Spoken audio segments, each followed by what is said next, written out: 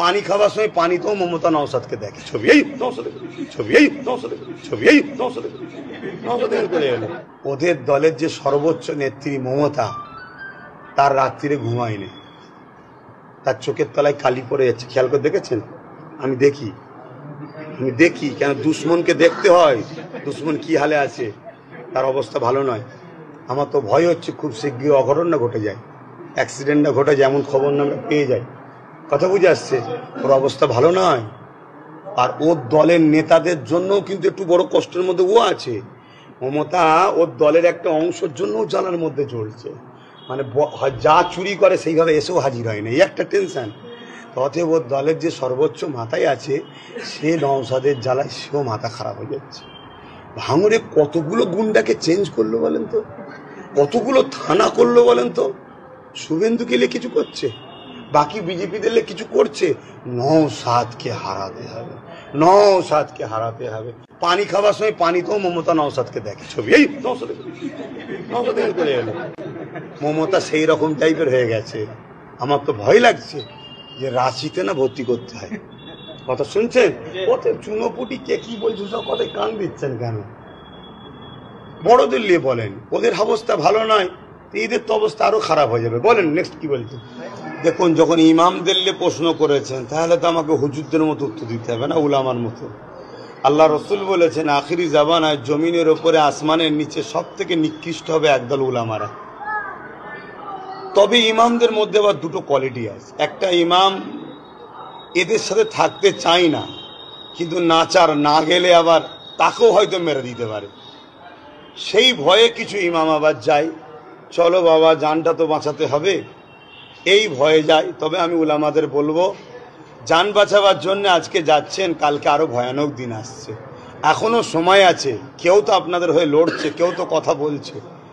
আজও নওশাদ সিদ্দিকী চিৎকার দিচ্ছে, তার পিছনে কোটি কোটি লোক দাঁড়িয়ে আছে। এই সময় ইমামদের উচিত হবে নওশাদের পাশে দাঁড়িয়ে যাওয়া, যাতে করে দুনিয়াও ভালো হবে, আখেরাতও ভালো হবে।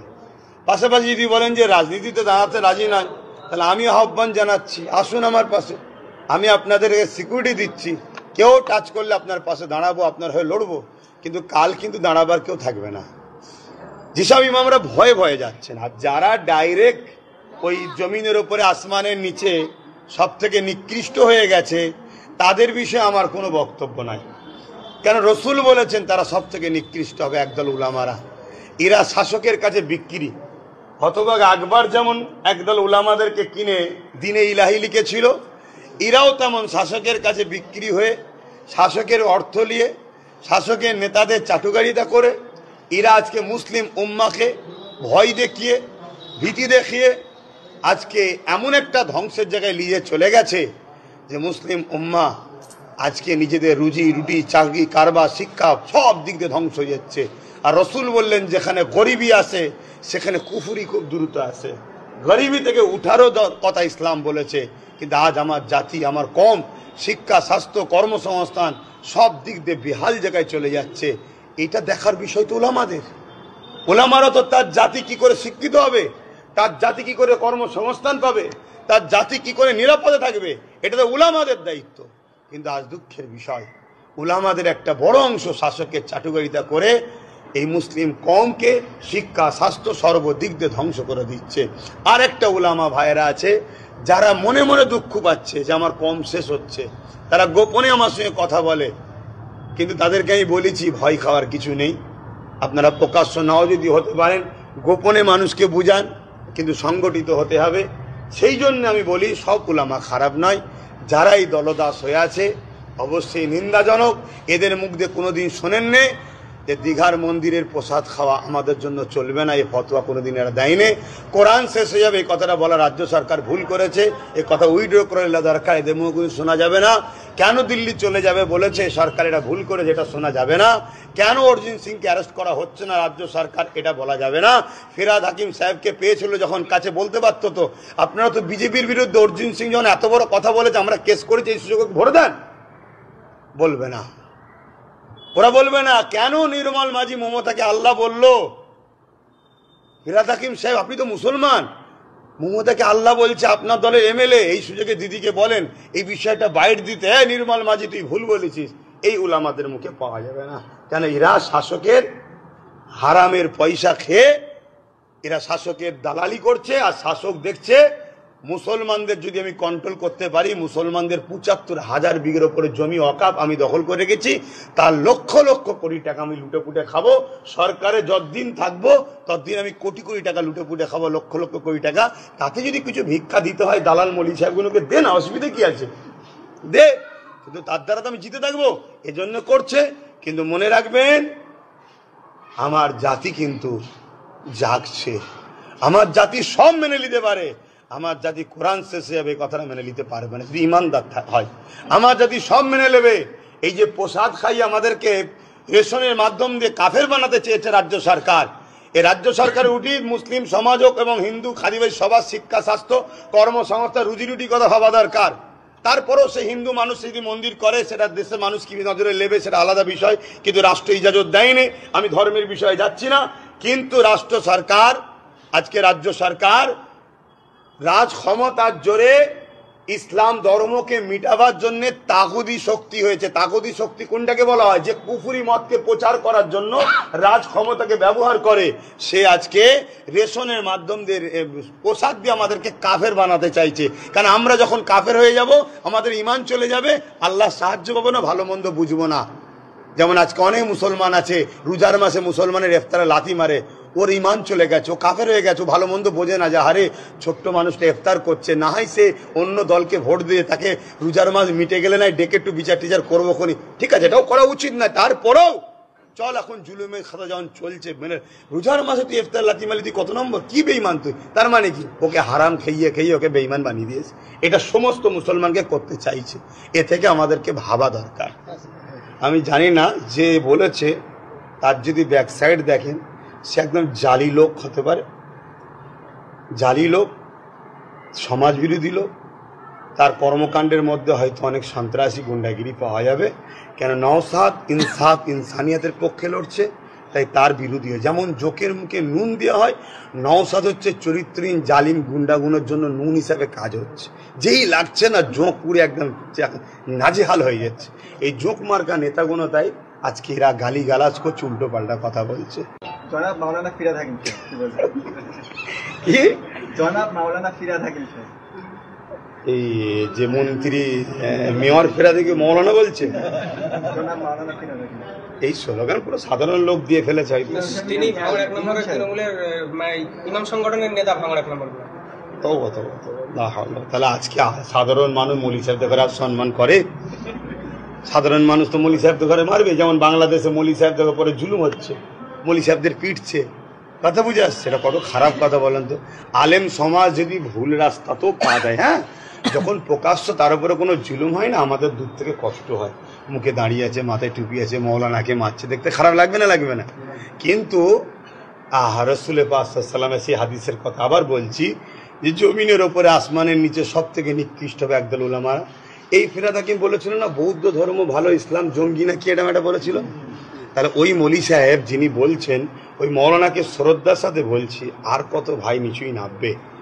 আপনি যে ইসলামকে বলে জঙ্গিবাদের সঙ্গে কেরা সন্ত্রাসবাদ, বৌদ্ধ ধর্ম ভালো, তাকে মৌলানা বলছেন, কোথা নামছেন? আমার উলামা ভাইরা, অনুরোধ করছি পরিবর্তন হন, তওবা করেন। আর আপনাদের ঘরে যদি মনে হয় কেউ চমকাবে ধমকাবে মারবে বলছে, আমি দায়িত্ব নিচ্ছি, আপনাদের আগে দাঁড়িয়ে আপনাদের হয়ে লড়বো। আসুন, কে আপনাদের আঘাত করে দেখি তো, দেখি। কোটি কোটি লোক আপনাদের পাশে আছে উলামারা, কিন্তু এই ফিরাদ হাকিমের মতো লোককে মৌলানা বললে আপনার পিছনে নামা যাবে না লোকের। আপনি চরম অন্যায় কথা বলছেন। ইসলামের একটা ভালো ওয়ার্ড, পবিত্র ওয়ার্ড, আপনি বলবেন মৌলানা মানে জাননেওয়ালা না। এর আবিধানিক অর্থ কি? কোন জাননেওয়ালা? কথা বুঝে আসছে? কোন জাননেওয়ালা? তাতে সেই জায়গাগুলোকে ওই সাহায্যকারী, কথা বুঝে আসছে, মৌলানা সাহায্যকারী, কথা বুঝে আসছে, গার্জেন, এদেরকে মৌলানা বলা হয়। সেইটা একটু মাথায় রাখতে হবে। আমাদের শেষ প্রশ্ন, 2026 নির্বাচনের কেন্দ্র করে ইতিপূর্বে বিভিন্ন গ্রামে আতঙ্কিত সৃষ্টি হয়েছে এবং ধর্মীয় বিভাজন তৈরি হচ্ছে। সে জায়গা দাঁড়িয়ে আপনি একজন ধর্মীয় গুরু এবং একজন সচেতন নাগরিক হিসাবে লক্ষ লক্ষ ফলোয়ার আপনার, পুরো বাংলার যুব আইকন বলা যেতে পারে, সেই জায়গা দাঁড়িয়ে বাংলার হিন্দু মুসলমান দলিত আদিবাসী সকলের স্বার্থে আপনার বক্তব্য। প্রথম আমি আপনার প্রশ্নটাকে সবই শুনেছি, একটা কথা শুধু কাটবো, ভাই আমি ছোটোখাটো মানুষ কিন্তু নাগরিক ভারতের। অবশ্যই আমি একজন ইসলাম ধর্মের অনুসারী। আমার ধর্ম মানুষকে ভালোবাসার কথা বলেছে। আমার ধর্ম ইসলাম, তার মানেই শান্তি, ব্যাপক অর্থ, সমাজের দুর্নীতিকে মিটিয়ে, অন্যায়কে মিটিয়ে, সন্ত্রাসকে মিটিয়ে, জুলুমকে মিটিয়ে ইনসাফ ন্যায় শান্তি প্রতিষ্ঠিত করা। তাই সর্বধর্মের মানুষকে একটাই কথা বলবো, গরিব বিপদে আছে, না মুসলমান বিপদে না হিন্দু বিপদে, গরিব বিপদে আছে। সে মুসলমান যদি বড় লোক হয় সে বিপদে নেই, হিন্দু যদি বড় লোক হয় বিপদে নেই, গরিব বিপদে আছে। তাই এসসি এসটি মুসলিম ওবিসি যারাই গরিব মানুষ আছেন 80-85% মানুষ, আপনারা ঐক্যবদ্ধ হন। এইভাবে যেখানে মুসলিম বেশি মুসলিম ক্যান্ডিডেট দেন, বাকি ধর্মের মানুষ তাকে ভোট দেন। যেখানে আদিবাসী বেশি আদিবাসী দাঁড় করান, বাকি ধর্মের মানুষ তাকে ভোট দেন। যেখানে দলিত বেশি দলিত দাঁড় করান, বাকি ধর্মের মানুষ তাকে ভোট দেন। যে যেখানে বেশি তারা দাঁড়ান, বাকি সবাই তাকে ভোট দেন। এইভাবে দিয়ে একটা মঞ্চ করেন, যে মঞ্চটা চলবে পুরো মাথায় লেখা থাকবে সংবিধান অনুযায়ী, এখানে কারো কথা চলবে না। আর এটা বলতে পারি ইন্ডিয়ান সেকুলার ফ্রন্ট এই জন্যই বলা হয়, এখানে আদিবাসী আসবে, তার কথা বলবে, তার ধর্মের চাওয়া পাওয়া, তার প্রয়োজন, তার ধর্মের মানুষের রুজি রুটি কর্মসংস্থান, এসসি এসটি ওবিসি মতুয়া সবাই এসে বলবে। মুসলমানও গিয়ে বলবে ভাই আমার এই দরকার, আমার এই দরকার, আমার এই দরকার। এটাই তৈরি করা হয়েছে। তা সেই জায়গায় এটা যদি পছন্দ নাও হয়, তাহলে এর সাথে আরও যারা ছোট ছোট আছেন সবাই এক হয়ে নিজেদের কথা নিজেরা ভাবুন। না মমতা, না মোদি হিন্দুদের, না মমতা মুসলমানদের। এরা সবাই মিলে শুধুমাত্র জনগণকে লুটছে, এরা জনগণকে চুষছে, জনগণকে শেষ করছে। মোদি পুরো দেশকে শেষ করে দিল, মমতা পুরো রাজ্যকে শেষ করে দিল। আজকে না শিক্ষা আছে, না স্বাস্থ্য আছে। আজকে এসএসকেএমের অবস্থা কি? মানুষ বলছে রুগী ভর্তি করব, ভয় লাগছে, আমি রুগী ভর্তি করে চলে যাব, আমার বেটি রেপ হয়ে যাবে না তো? কি কথা, পরিস্থিতি কোথায়? কারা দেশ চালাচ্ছে, কারা রাজ্য চালাচ্ছে? উত্তরপ্রদেশে কি হচ্ছে, মণিপুরে কি হচ্ছে? আজকে কি বলে, কেউ একটা বিবাহ করতে যাবে এসসি এসটি সম্প্রদায়ের মানুষ, ঘোড়ার পিঠাকে পিটানো হচ্ছে। আজকে নিচু জাতের মহিলাদের ঘরে তাদেরকে রেপ করে টুকরো টুকরো করে দেওয়া হচ্ছে, মণিপুরে উলঙ্গ করে ঘোরানো হচ্ছে। তাহলে কি হচ্ছে দেশটাতে, আর কি হচ্ছে রাজ্যটাতে? এইগুলোকে তাই বলবো, সর্বধর্মের মানুষকে আসুন আমরা নিজেদের মধ্যে ঐক্যবদ্ধ হই। আমাদের মিশন হবে ধর্ম যার যার, দেশ সবার। ধর্ম যার যার, দেশ সবার। দেশ চলবে সংবিধান অনুযায়ী, না আমি বলবো আমার মতো চলবে, ও বলবো আমার মতো চলবে, তাহলে মতনৈক্য হবে।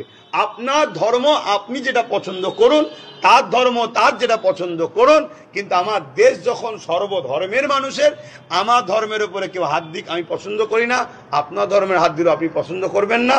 কিন্তু দেশের রুজি রুটি, দেশের নিরাপত্তা, যে সংবিধান সবার সমন্বয়ে তৈরি করা হয়েছে, সেই সংবিধান অনুযায়ী দেশকে চালাতে হবে। একটা প্রশ্ন হচ্ছে